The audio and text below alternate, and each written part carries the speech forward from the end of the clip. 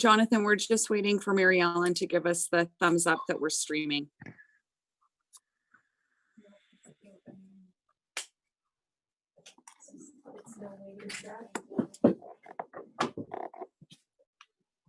Didn't Rod Stewart sing a song about that? I'm not a huge Rod's fan, except for You're the wrong age group, that's why.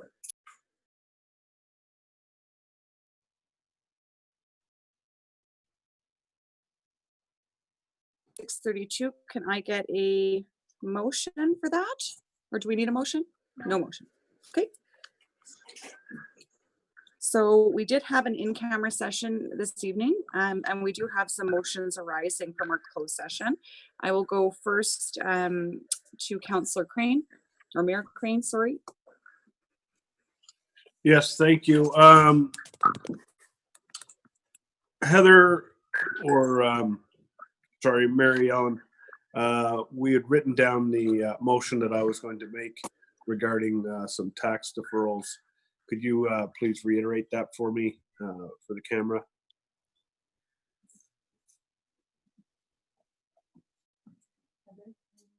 I can do that. Oh, Heather. Oh, yeah. I just thought you were gone. That's perfect. Okay, Heather.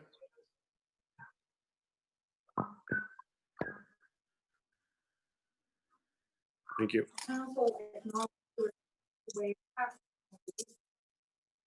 And direct administration to respond, referring to town policy. Perfect. Thank you. Exactly what she said. That's my motion. Okay, so I will call to the vote. All in favor of the motion? Aye. Okay, so I'm having trouble seeing everybody. I've got Councillor Wilkie, Councillor Gordon, Councillor Waring. Okay, that motion is carried. Thank you.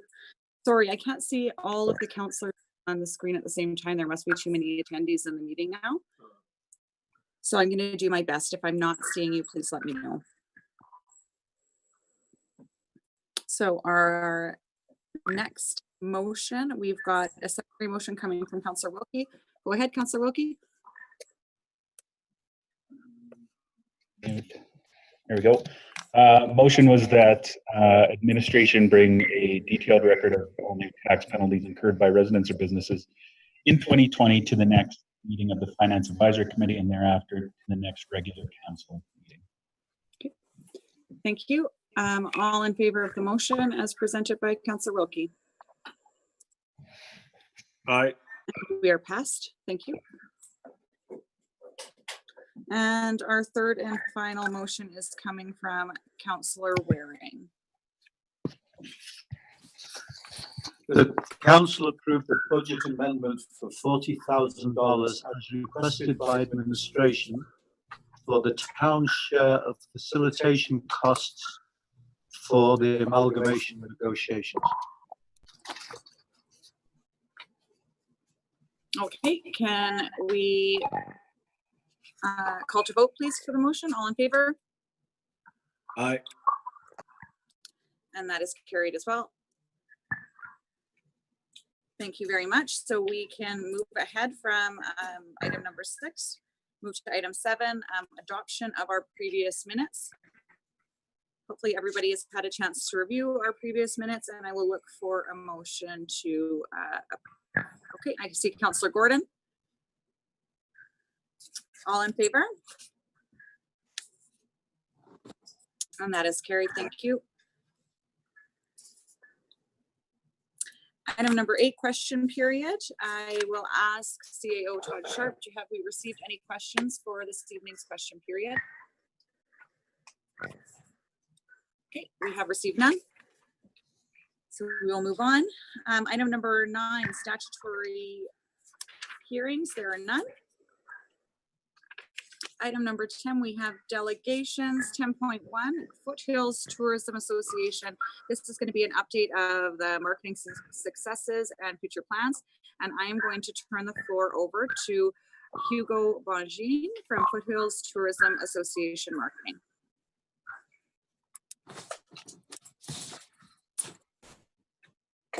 Thank you very much for having me. Can everybody hear me? Yeah. Good. All right. So I'd like to share my screen so that I can walk you through the presentation. I am going to, kind of be brief on some of these slides and skip just as a, in the interest of time, and give people enough time to ask questions at the end as well. So the screen sharing, let me see how. See if that works here.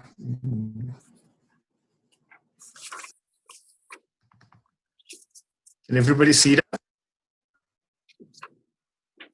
It's loading for me. I can't see you anymore when I do that. Oh, it's loading? Okay. Yeah, I will let you know when we've got it up on our screens. Sure. Sure. Are you seeing it, Sean? No, I just got a little thing that says restart the screen share. There we go. Okay. Does everybody have it up on their screen? All right. That looks to be your desktop there, Hugo. I can't edit anymore. Sorry? Yeah, like I don't know what happened anymore, but I'm just lost that whole, my computer screen's freezing at this point. Which is not the country. Of course, my pigeons don't fly as fast up and down, but for some reason.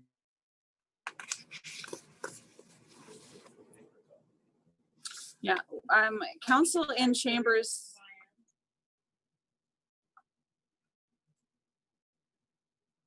Council in chambers, we do have a paper copy if you'd like to go forward without the presentation. And it looks like we've got, yeah, our counselors at home. Are you guys able to follow through? Yeah, I'm good. So we are able to follow along if you'd like to continue, Hugo. Sure, we'll do it that way. So we're, let me just go back to my screen here. All right. So currently Foothills Tourism is the largest marketing coalition in the region, with support from businesses, towns, the county, municipalities, and then the Travel Alberta, the Ministry of Economic Development has been a huge support, and then the Travel Alberta. And we're in our first year in 2019, representing all the tourism-related businesses and experiences to consumers. We've established a diverse and sustainable income flow, and that was one of the key elements we looked at for success. And that basically encompasses funding from towns and municipalities, members, sponsors, the Calgary Hotel Association, which actually before COVID had committed $143,000 to the region. Travel Alberta, and provincial grants. We've developed social media channels, building continuous increase in activity, developed 6 tour packages for the region. In 2019, we raised $184,000 to promote Foothills. In 2020, we raised $177,000. Despite, and that's the expected, it might actually be higher for this year, but that's we expect this. Our marketing campaigns, both summer and winter for 2020, have a projected value of $230,000. And it is projected because the winter campaign is actually currently in development. We've also conducted or recruited Western management consultants to conduct an in-depth markets research and SWOT analysis to guide our strategy and direction. And I really would encourage, if you have seen that and read through detail of it, please do visit that. It is very well done, and it's very in-depth opportunity for the region.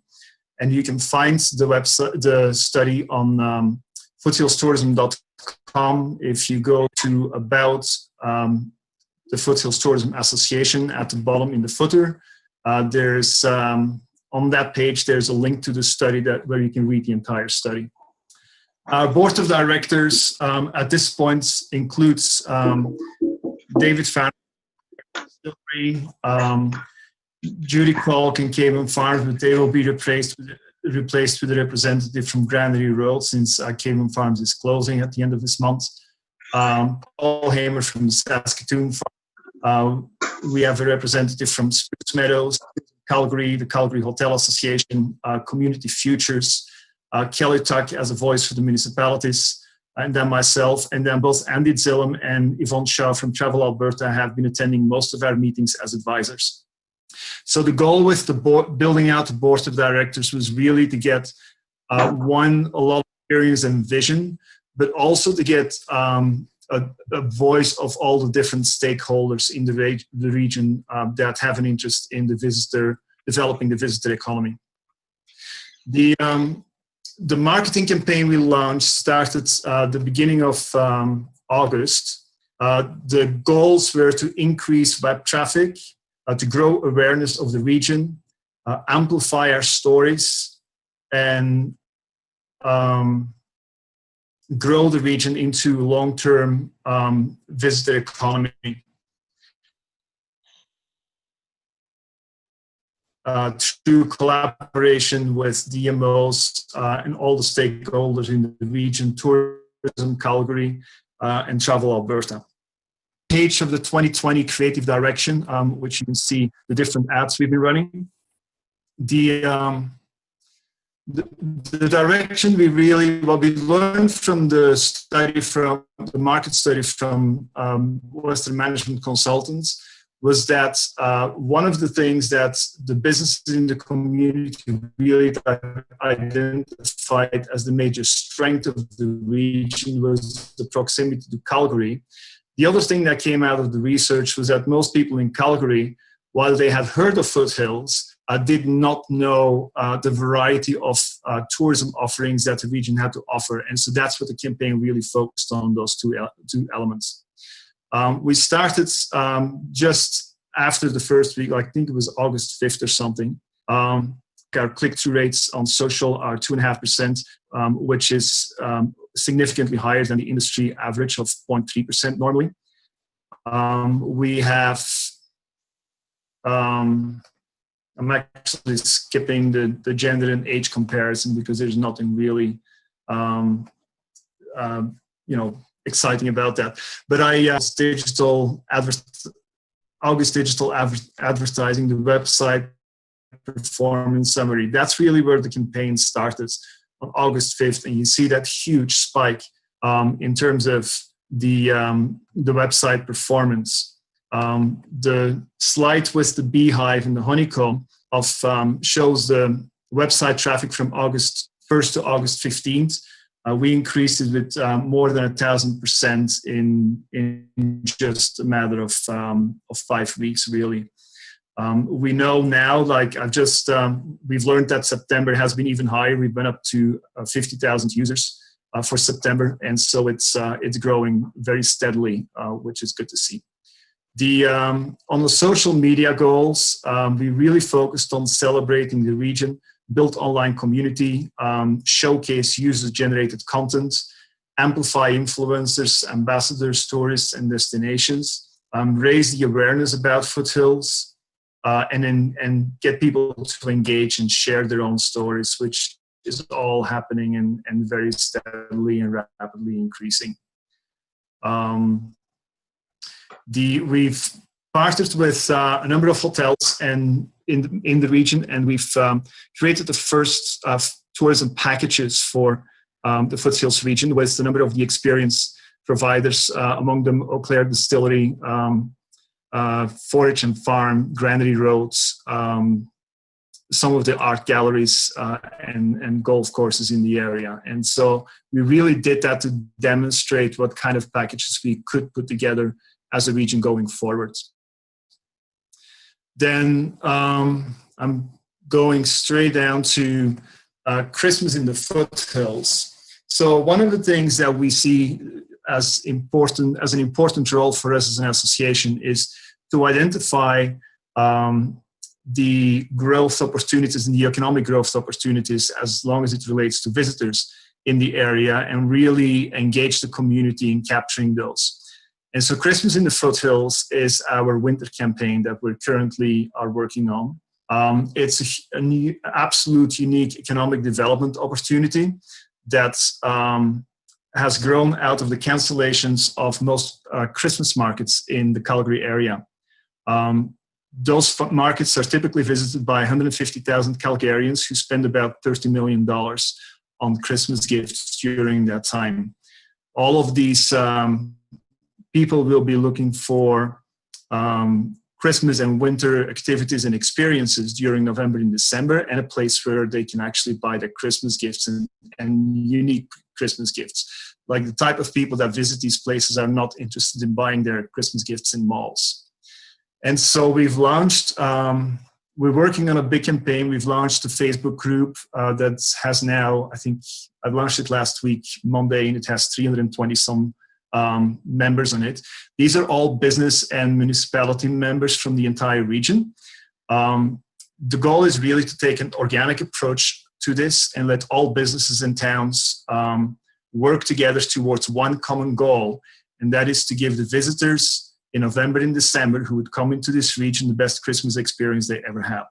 And as Foothills Tourism, we will actually be putting all of our resources together to drive the visitors into this region, and hopefully the whole community will receive them with that Christmas experience that they're looking for, and shopping experience, of course. So this is a huge opportunity for the region to rise and shine. I send out a newsletter as to how every community and business, as well as the Chamber of Commerce, have all been engaged, can help in making this a success. And anybody can participate in the closed Facebook group where we share ideas as to what every business is going to do and how we turn it into less.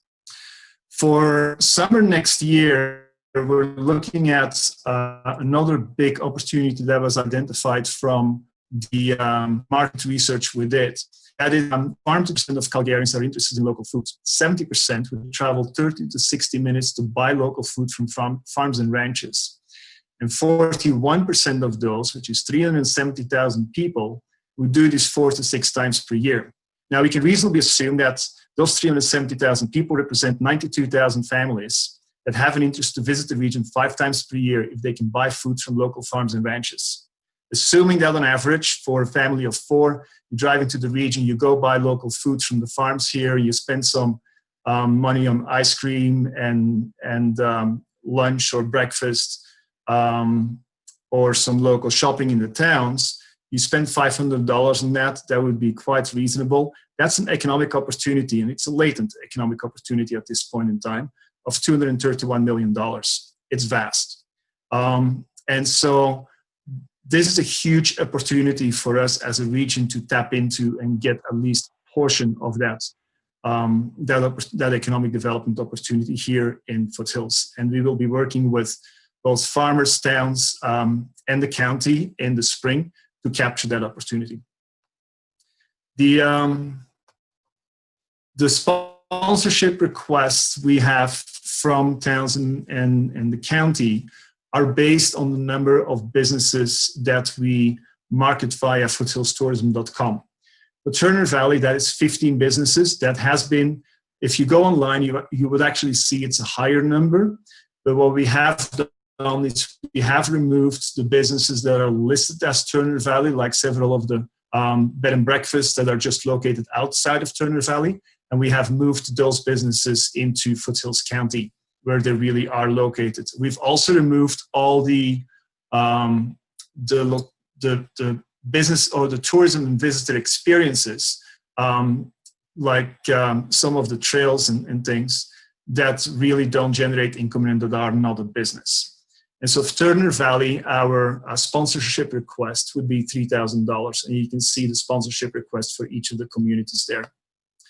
What you will receive in return is a marketing campaign for Foothills for 2021 with an estimated value of $200,000, a quarterly update via our member and sponsorship newsletters, a top team of strategists and marketeers at a reduced rate. Leverage your communities, you could leverage your community's money by growing it through the different income sources of Foothills Tourism, an increased understanding of our visitors profile, which actually I haven't elaborated on, but in August we have identified over 80 businesses in the entire Foothills region, and we have put geofences around them over the month of August. And so we actually have demographic information of every visitor who visited those businesses during the month of August, so that in future marketing campaigns, we can very strongly target those visitors. And so in the end, you'll get a growing visitor economy. The way this will benefit your community is by growing employment opportunities, growing opportunities for the trades in Turner Valley, growing businesses and investment opportunities, growing real estate values, decreasing crime, and decreasing dependency on Calgary's economy. And so we hope you will support us just like last year and choose to develop the visitor economy in Foothills with us together. Thank you. Thank you very much, Hugo. Great presentation, and exciting to see some of the things that you guys are doing. I've been following you on your Facebook for the Christmas marketing campaign, so I think that that's just fantastic as well. I will go ahead and open the floor up to questions.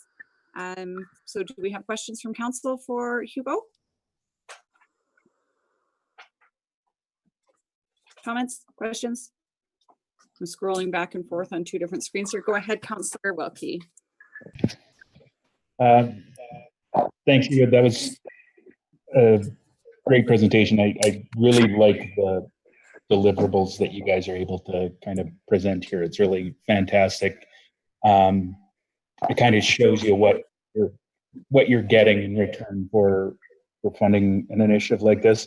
The one question I did have, and look, I'm not a marketing person by background, but for the spend that you had over this past year, when you look at the sort of clicks and impressions and all of those types of statistics, from your perspective, are you happy with the conversion that you've gotten? Are you happy with the results that you're getting on that spend? Because I know one thing that I do know about marketing is it can be really tough to spend money effectively through online marketing. Having spent a few dollars myself, I know it's really easy to waste them. So did you have some lessons learned from this year, and how happy are you with the results to date? We're currently very happy with what we see happening at this point in time. We were not happy last year with the social media results, which we saw at that point in time. So that was 2019. And to be honest, in 2019, we really pushed the budget and our goals, because we started Foothills Tourism in February 2019. We developed a website that is extremely strong, and Travel Alberta said it's the best destination marketing website they've seen developed for the entire region. So we have more than 350, I think it's about 380 some tourism assets we're promoting through it, with a tour planner for visitors. It's completely linked into ATIS. It has a huge membership support portal behind it. And so we really probably were expecting too much for 2019, or I tend to do that. And so the social media results and the people we had engaged, it was a good start, but it wasn't really what we wanted to see. And so by raising more funds, and certainly the town funding at the end of 2019 definitely did help with that, we were able to recruit a new marketing company in January. I think they started working with us 2020. We also made some operational changes, like we don't have an executive director anymore. We've decided that as board members, we're really going to volunteer this for a while. And so all the dollars basically that are being raised are going straight into marketing at this point. And so with the results, given the fact that we just started at the beginning of August, with what we're currently seeing, we're very happy. One of the things everybody does have to keep in mind, this is about building brands, and brand building does take time. It is not like a direct sales thing where you give a sales pitch to somebody, you're going to see an immediate return. So one of the things we did start doing, because we continuously, of course, want to grow and improve as well, as of October, I believe it is now, we will be able to track all the click-throughs from our website to the businesses directly. And so in the future, we will be reporting to as well, because those, in essence, will become conversions. Here at for me at the winery directly, and I know from David Farron at the distillery as well, we have seen direct impact of the campaign, and we've actually seen people show up and they actually found us via the campaign. Fantastic, thank you. Do we have any other questions or comments from council? I am seeing none. Okay, so I'm going to thank you again for a great presentation. I'm going to ask CEO Todd Sharp if he needs a motion on this, on the ask of 3,000, or if we are accepting this for information.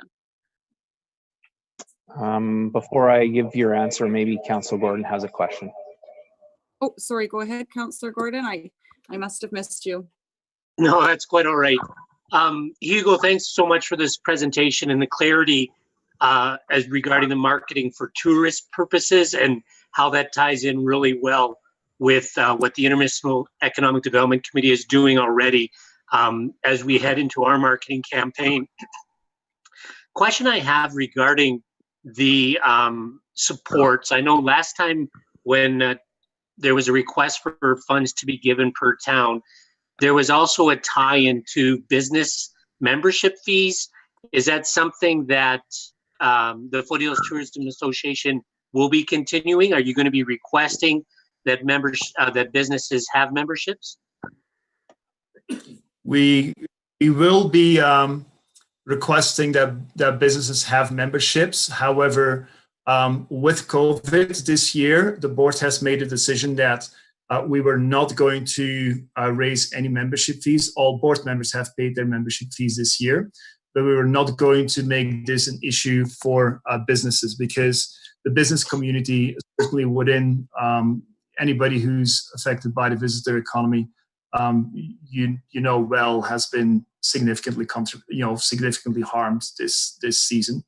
Most businesses I talked to had a good summer, but everybody's still reeling from the loss of the spring, and very much afraid of what's going to happen in winter. And so that's why we're really trying to bring this winter campaign together to really save the businesses of the region during winter and bring them visitors they never had in the past. And so we will actually, that membership part will come back once, possibly for 2021.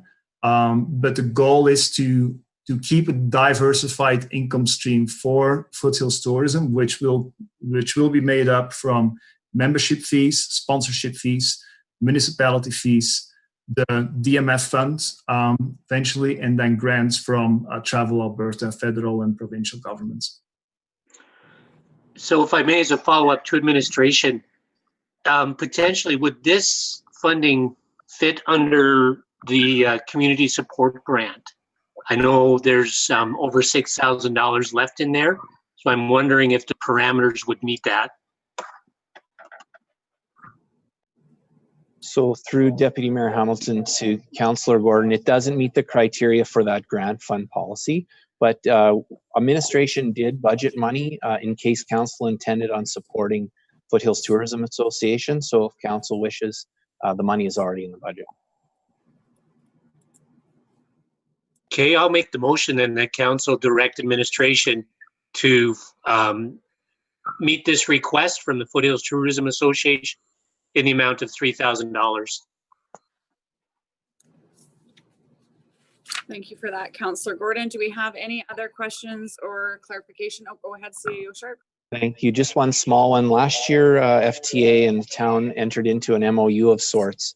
It was very short, but I think effective to make sure we were clear on both sides about what the expectations were. And I would ask that we do the same again in exchange for that money. If you had questions for Mr. Bonjean, he could speak to it, but it was not cumbersome. It was just simple, short, and a good reference tool for us to make sure that we were clear on what the strings were that were attached to the money, so to speak. Any comment from Hugo on that? Or do we No, I think get that's, Jonathan to amend his motion to include it? I think that's a great idea. What we'd like to do as an association is to streamline that MOU so it actually is the same MOU in the same standard language for all of the towns and the communities, so that it makes things for us also simpler. Great, thank you. All right, if I may interject, I'll amend the motion that council directs administration to generate a memorandum of understanding and then to follow forward with the granting of a $3,000 request for 2021. Okay, thank you very much, Councillor Gordon. Any other questions? I'm not seeing any, so if I'm missing anybody, okay, we will go ahead and call for a vote. All in favor? Aye. Okay, that is carried. Thank you very much, Hugo, for your presentation.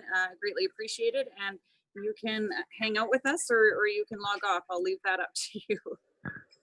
I'm going to log off, but thank you very much for your support. Much appreciated. Thank you. Thanks so much.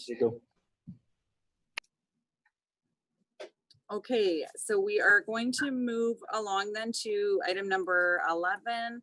11.1, Chief Administrative Officer's Report. So I will hand it over to CEO Sharp.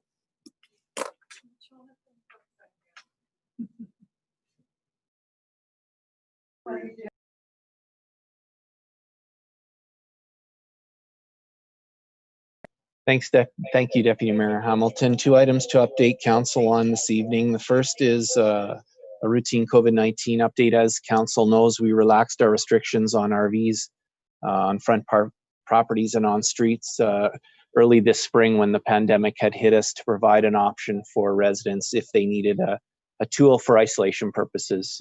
As we were unsure at the time at what this whole thing was going to look like, we wanted to give residents some flexibility and some options. Turn it up. As you know, we're into the late into the fall season now. The weather's going to be turning cold, and because the snow clearing SNCC program is going to be coming along, administration has taken steps to end that program on October the 15th. We know the pandemic certainly has not ended. But at the same time, if there are those individuals that have rare and individual circumstances, as a CO, I'd be open to hear about those if they have unique needs whereby their RV would need to stay put. But generally speaking, we have started our education campaign to let residents know that those RVs will have to be removed by the October 15th. The second item I wanted to just quickly update council on, as you know, council approved updated bylaws at the last meeting for the golf course road closure. Just wanted council to know that the next steps are underway, and that includes sending those bylaws and forms to land titles to register the road closure areas into the name of the golf course. The road plan that we had coming back the other way has been registered, which places the turnaround that we had developed back into the town's name. That was part of the exchange. So we think land titles will take approximately 3 to 4 weeks to finalize this process, and then we will meet with the golf course to finalize the swap. In our discussions with the golf course, they're still willing, there's every indication following the finalization of the road closure and land swap that they would entertain further conversations around an alternate route through and around the golf course for foot traffic. And so once the paperwork is finalized in the next 3 to 4 weeks, we'll re-engage the golf course on that process. As you know, Councillor Waring and a couple of staff and I walked that route a couple of months ago now, maybe closer to 3 months, to take a look at what was required if we chose the selected route. We don't think there's a lot of funding requirements to develop that trail. Certainly it wouldn't be to a pavement standard or anything like that, but we estimate that the cost, the maximum upset to do anything from a safety or clearing standpoint would be about $10,000. So we will build that into the 2021 budget deliberations, as was directed by council several months ago on that one. So that's all I had. Any questions of council? Okay, we will go ahead and start with Councillor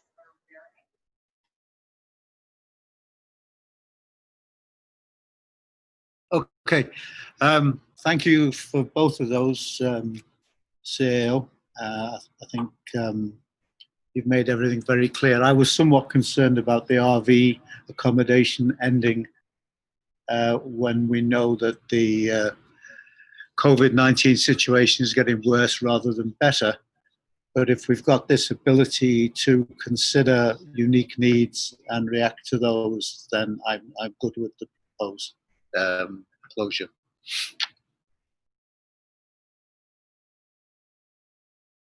Okay, thank you to Councillor Waring. Do we have any other questions or comments from council from either of those items? Okay, I am not seeing any, so I will look for a motion to accept for information. I'm seeing a hand from Councillor Wilkie. We'll go ahead and call for a vote. All in favor? Aye. Okay, thank you. Administrative responses, item number 12, we have no items. Administrative inquiries, we have one. I will turn the floor over to Councillor Gordon. All right, thank you so much. Yeah, just a simple inquiry about our wheelie bins and the requirement, whether there is or not, to actually have the garbage placed in bags prior to it being placed in the wheelie bin. If you can confirm that for us, that would be great. Thanks, Councillor Gordon, through the chair. Yes, we in all of our marketing materials in preparation for the beginning of the pilot project, we made sure that everything was clear. All loose garbage had to be bagged. For what it's worth, it is in our town policy as well too, but all of our promotional materials and messaging did reinforce that as well. Okay, I see. Go ahead, Councillor Wilkie. I'm happy for that reminder. Definitely wouldn't hurt to have a prompt on social media as well. Just as a reminder of that, the only reason I mention that is clearly some folks read that flyer as closely as I did, because I was under the impression that we didn't need to bag garbage, which, as is the rule in many other municipalities. So I actually like that rule. I just have seen, especially with the COVID stuff going on, every time I see a mask blowing down the street, it just gives me the heebie-jeebies. So would love to see a reminder of that. And thanks, Councillor Gordon, for asking the question that I didn't think to ask. Thank you. Okay, go ahead, Councillor Waring. Just one quick question. So when the gentleman who's driving around in the pickup vehicle sees a bin with the top propped up because it's packed full of stuff that is not bagged, does he then pass and leave it? Or do we take it and give those people notice that it won't happen again? Or that it won't be picked up, something like this? Over to you, CAO Sharp. So we're not getting complaints at the office that people's garbage has been passed over for one reason or another. So we have to include that conclude that the driver is being quite benevolent. but it's always the hammer that the driver has available to him or her if that's becoming a problem. But certainly we do want the lid to be closed for a couple of reasons, not the least of which is the spillage that could take place or the overloading of the bins. What inevitably will happen is if there's too much jammed into the bin, then it doesn't empty completely. And then the complaint comes that the bin didn't get emptied. So a little bit of a damned if you do, damned if you don't situation, but so far, no issues. So we're not allowed to stand on top of it and stomp it down. Wow, I'm learning new things all the time. So if we could get Councillor Wilkie a copy of that policy, that would be great. If we don't have any other questions or concerns, Councillor Gordon, are you happy with that, or?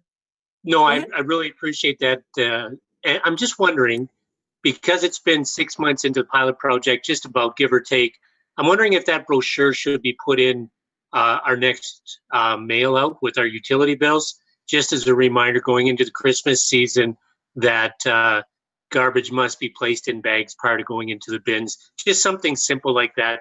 That would be my, I would like to see that. Okay, that'll be done. Thank you very much, Councillor Gordon. Okay, item number 14, bylaws. Oh, do we have to accept for information?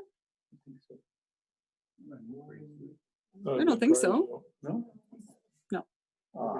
John, can I continue? Yes. Oh, thank you. Number 14.1, there are no items. 15, old business. We have item number 15.1, our public participation plan, turning on the budget season in Turner Valley. And we've got a, I think that we've got Corinne, okay, presenting on this one. So I'll go ahead and turn it over to Corinne. Thank you, Deputy Mayor Hamilton and Council, for allowing me to present the public participation plan. Can you hear me okay? Okay, good. So the purpose this evening is for administration to seek approval on the public participation plan related to turning on the budget season. So as we're all very aware, 2020 has been quite unprecedented, with the world experiencing a global pandemic and COVID-19 having a significant impact on the residents of the town of Turner Valley. Administration has gone through the initial look at the 2021-2022 multi-year operating budget and the 2021 to 2026 capital budget. Administration realizes that these budget deliberations are going to be much different. And so what we are seeking this evening is the ability to have a engagement session with the residents and businesses of Turner Valley in accordance with the section 216.1 of the Municipal Government Act. So within this public participation, we are requesting a two-phased approach. We're confident that a public participation, as it's outlined here, will provide tremendous value going in and as we go in and ramp up the 2021 financial plan process. So if you go down to the public participation plan and what we are proposing a two-phased approach. In phase one, we would like to be able to do a pulse check with residents. How are they doing? How are businesses doing in the community? Through that, we would like to conduct a short 5-minute survey, allowing residents and businesses the chance to provide their input on the impact of COVID-19 and input on key financial decisions that will be made during the 2021 financial planning budget deliberations. The results of this particular survey will be presented to council, and data compiled will be posted on the Town of Turner Valley website for viewing. The key results we're expecting will be able to provide some guidelines as we go through the 2021 financial planning process. And then we would like to go through a second phased approach, and this is going to be an open forum. Now, realizing with COVID-19, this is also going to look quite different than previous years. So what we would like to do is we would like to do a forum where we do it virtually, And we would require residents to pre-register, provide an email address, and go through a much different process than open forum where we are allowed to go in person. What our hope is, administration would hope that this would encourage broad community participation amongst the residents. And there will be a media release notifying residents of the open forum dates and time. The following platforms will serve and inform residents. So we'll have the information available on the town website, social media, town signage. We'd like to do a mail drop that will provide all of the information that the residents and businesses need to get involved and be engaged. So in summary, administration is seeking approval to execute the public participation plan. Administration will ensure that all information compiled in phase 1, the wellness check in survey, are made available for discussion, and results are posted on the Town of Turner Valley website. Administration will endeavor to incorporate key information from the phase 1 results into the financial plan, and this is related to both the operating budget and the capital budget. And administration will work closely with council to ensure key messaging and key information for the open forum is available. Administration will ensure that the public participation plan is conducted in adherence to the Government of Alberta gathering restriction and COVID-19 indoor event guidelines, so having to go to a virtual town forum. Administration is requesting $300 to fund the mail drop of the communication to residents. So I've attached in Appendix A, there is some timelines. So October 5th, we are here this evening seeking approval of the public participation plan by council. We know we have to make some modifications from the survey that we have discussed today. We're going to release phase 1, the survey questions, on October the 7th. On October the 16th, the survey closes, and our expectation is that we can provide some baseline survey results on the 19th of October, just because of how tight the turnaround is. And then we would like to do some virtual open forums on November the 3rd, 4th, and depending on what kind of participation we get from the community, we could have a third event on November the 5th. So I will take questions if there are any at this time, or we can go forward with the motion. Okay, so do we have any questions from council? On our public, oh, go ahead, Mayor Crane. Yes, just a couple things. Anyway, sorry guys, I'm just total head cold going here. Survey questions. We did have an email stream of a few concerns that council wanted clarified on a previous email stream. So I just want to make sure that before we finalize those questions, that council's concerns are considered. And I think I heard that from you, so that you can clarify later, but I'm pretty sure you said that you have a few things to work on. The other one is the timelines on the phase 2 of the open forum. It's November 4th and 5th. I don't have it in front of me because it's shut down. But our first council meeting is November 2nd. Is there a way that we could get the open forum moved into the latter part of October so that our 2 meetings in November, we can really look at data and focus on numbers and our options? That's my wish. I'll leave it to you to tell me if it's doable or not. How's that sound? So I can take the question to address it through the deputy mayor.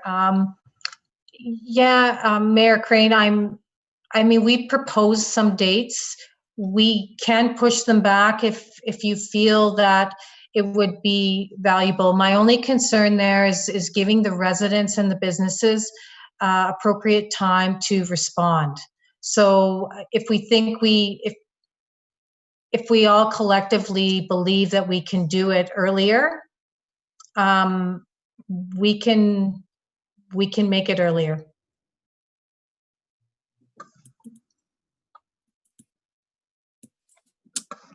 Barry, do you have a follow-up, or are you good? Are you good with that? Okay, go ahead, Councillor Wilkie. Yeah, I hesitate to go too soon on something like this, only because I do think that there is an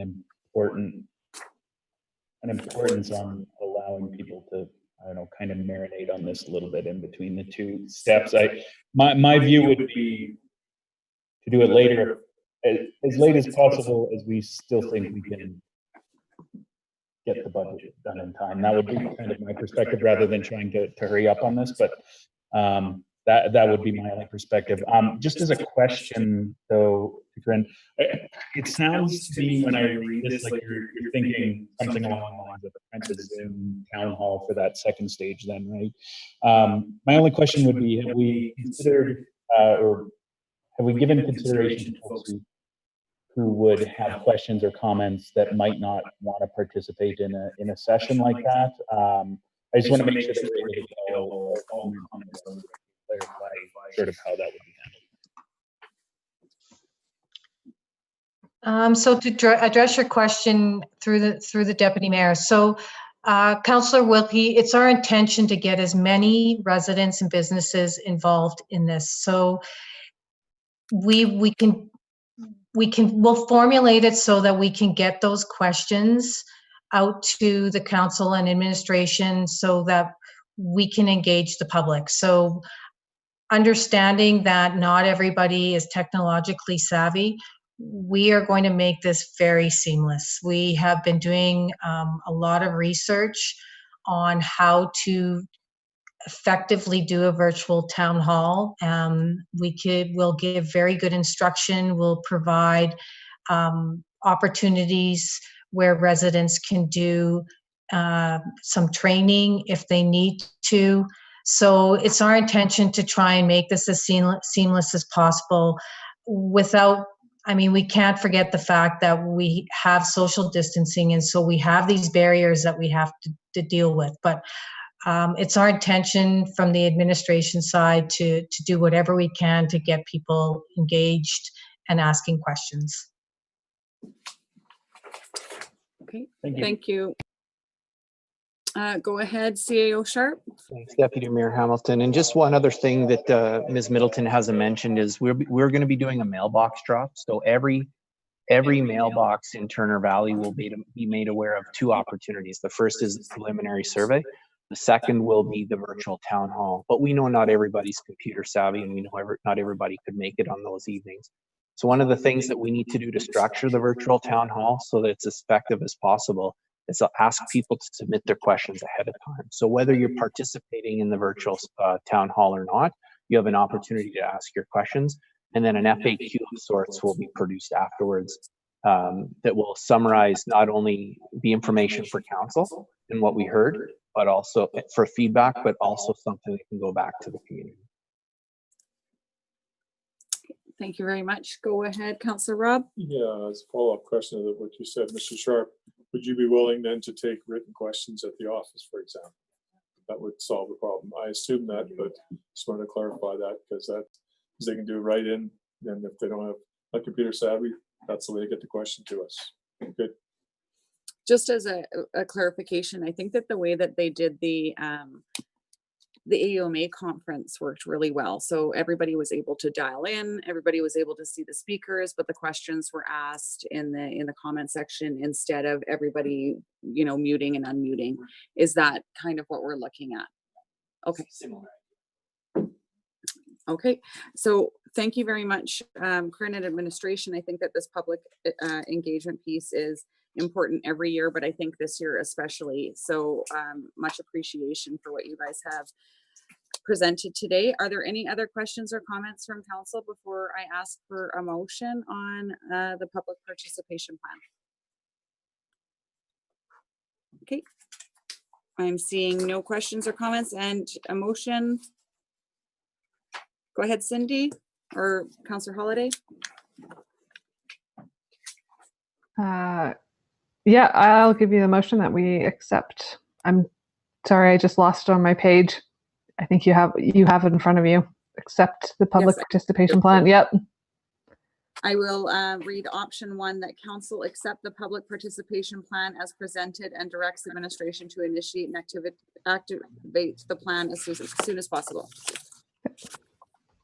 Okay, so we've got motion from Councillor Holiday. All in favor? Aye. Okay, great. And motion is carried. Thank you very much, Corinne.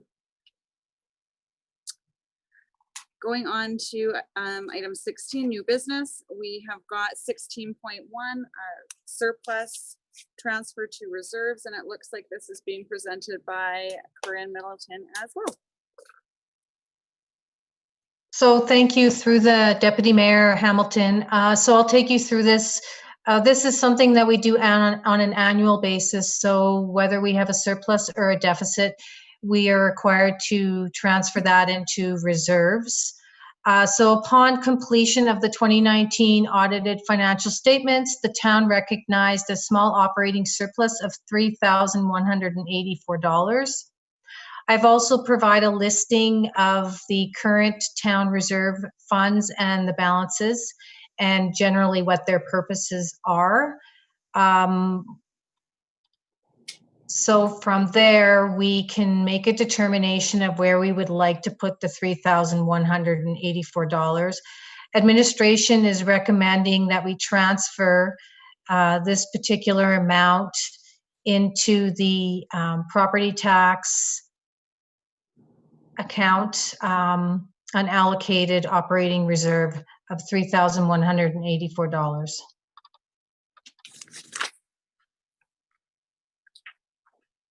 Okay, thank you very much for that, Corinne. Do we have any questions or clarification from council?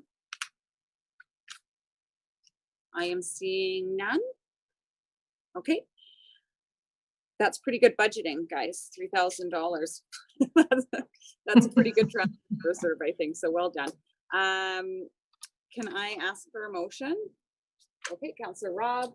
Yeah, the council agreed to approve the amount of $3,184 to be transferred to unallocated operating reserve. Okay, and I'll call for the vote. All in favor? Aye. You don't get to talk anymore, Barry. That was gross. Okay, that was carried. Thank you very much. Okay, item 16.2, our annual organizational meeting. We've got presentation from Heather Thompson.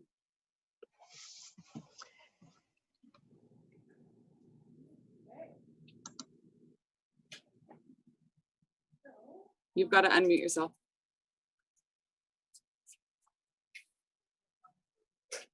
Yeah.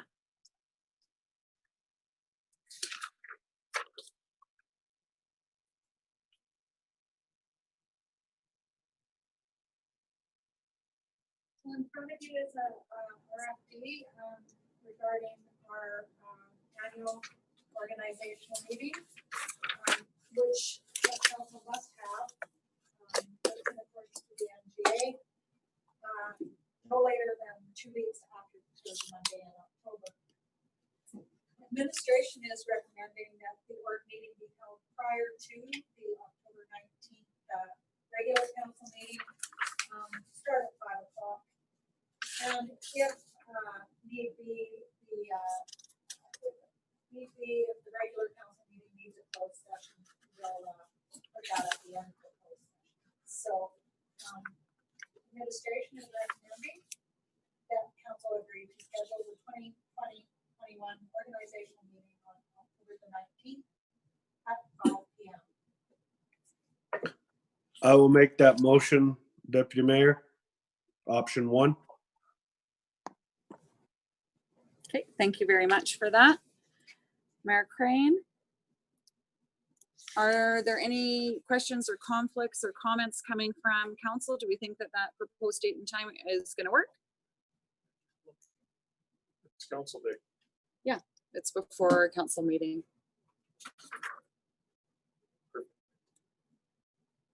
October the 19th. Yeah. Yep, nothing else on that. Wonderful. So we've got a motion from Mayor Crane. All in favor?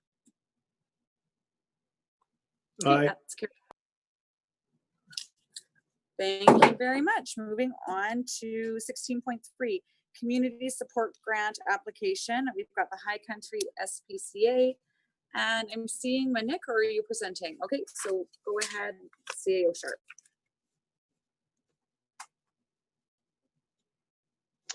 Thanks, Deputy Mayor Hamilton. As in previous years, the High Country SPCA again is going to be conducting their fundraiser through the SPCA, High Country SPCA Christmas Market. As you know, COVID has limited the online or the public gatherings that are allowed to be taking place. And so the group has pivoted to offer an online market in its place this year.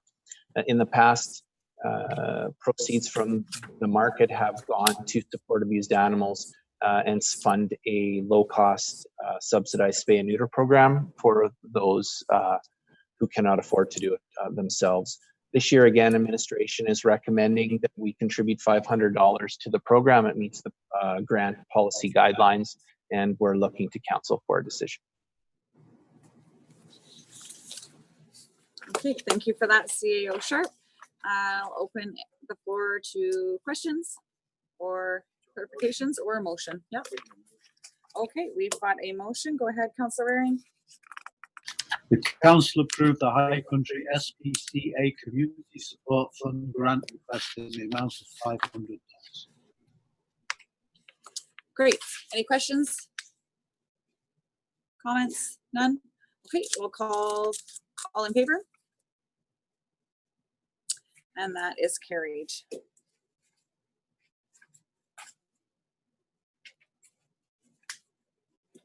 Okay. General correspondence, item 17. We have the Rowan House report in our package.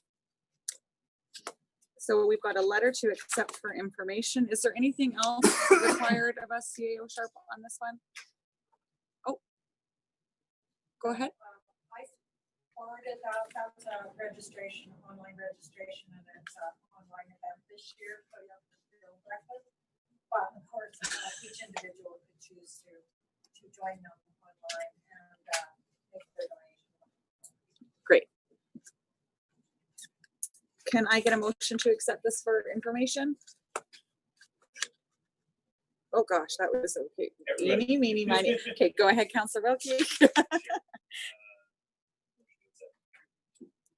Okay, thank you so much. All in favor? Great, carried. Item number 18, correspondence action considered. There are no items. Number 19, committee board correspondence minutes. We've got 19.1, the August 8th Weston Regional Sewage Service Commission meeting. So I will look for a council representative. Jamie? Oh, it says Jamie Wilkie. Oh no, it's not. I can speak to it. Okay, so are we going to Councillor Rob or Councillor Waring? Rob? Okay. Mr. Chair. Thank you very much. We had a recent meeting and we've had another one subsequent to this one as well. But as I alluded to earlier, we're in the process of trying to get a administrator / manager for the West End moving forward. So we have sent out a expression of interest to the two towns, Blackdown and Turner Valley, and also to the county of Foothills. So we'll deal with it the next time we meet as a committee, which is in October. So I'd like to make a motion that we accept this for information. Great, thank you. All in favor? Great, thank you. Councillor Rob, not Wilkie. 19.2, family and community support services. So that's me who sits on that one. We had an update at our last meeting over the additional provincial dollars that were allocated due to the COVID-19 pandemic. So in March, there was an additional 30 million given out over Alberta. Our area it shows in the minutes here, some of our local organizations that received some additional funding. I was very happy to see the $30,000 for our food bank here in town. So that's great.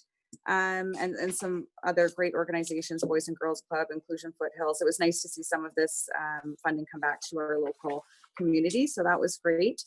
We had a really awesome response on Seniors Week with regards to Tim Hortons was donating a coffee and a donut, and they had, I guess, over 100 people join them for celebration of Seniors Week. So I thought that was really great. I think that's about it. We are going to be resuming our joint meetings with our neighbors, Black Diamond. That's going to take place this month. So they've kind of been on hiatus because of the COVID pandemic and us trying to keep social distancing. But this month we're going to have our first joint meeting in a while. So looking forward to that. And I will give a motion that we accept these 2 minutes from May and September meeting as information. All in favor? That's everybody. Thanks so much. Item number 20, I think we can adjourn at, what time is it, 7:38? Great job, Deputy Mayor Hamilton. Oh, thank you so much. Tell them to stay away more often. John says to stay away more often. Well, That would be great. you definitely don't want to be around